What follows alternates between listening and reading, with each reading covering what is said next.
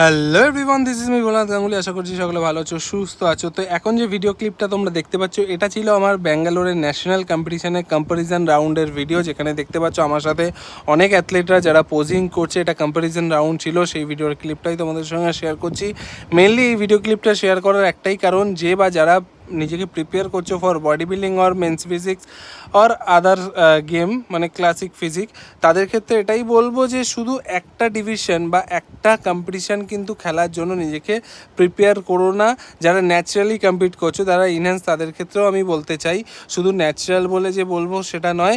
সব অ্যাথলিটরাই কষ্ট করে, ন্যাচারাল হোক বা ইনহ্যান্স, কিন্তু দুটো প্ল্যাটফর্ম টোটালি আলাদা, বাট কষ্ট কিন্তু সেম দুজনকে করতে হয়।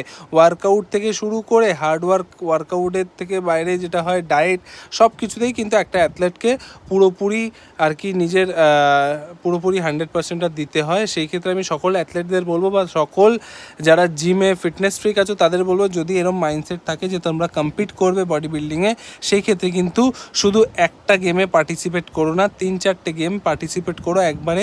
আর তখনই পার্টিসিপেট করো, আগে অ্যানালাইজ করে নিও যে তুমি যেই টাইমটা আর কি প্রেপ করছো, বা তুমি আগে দেখে নেবে কোন সিজনে কতগুলো গেম রয়েছে, সেই ওয়াইজ কিন্তু নিজেকে প্রিপেয়ার করো। কেননা শুধু একটা মাত্র গেম খেলার জন্য কিন্তু এতটা কষ্ট আমার মনে হয় না ওয়ার্থ ইট থাকে। তো একটা ডিভিশনে না খেলে তুমি মেন ফিজিক বা ক্লাসিক ফিজিক দুটোতে খেলতে পারো, বা তার বেশিও খেলতে পারো, বাট কেউ একটার ওপর ডিপেন্ডেবল হয়ে নিজেকে প্রিপারেশনের মধ্যে ঠেলে দিও না। কেন এর জন্য অনেকটা কষ্ট করতে, অনেকটা হার্ডওয়ার্ক করতে হয়, ফ্যামিলি সার্ভাইভ করে এর জন্য কিন্তু। তো একটা গেম খেলার জন্য নিজেকে প্রিপেয়ার করো না, নিজেকে তৈরি করো যাতে 2-3টে ডিভিশনে বা 2-3টে গেম তুমি পার্টিসিপেট করতে পারো।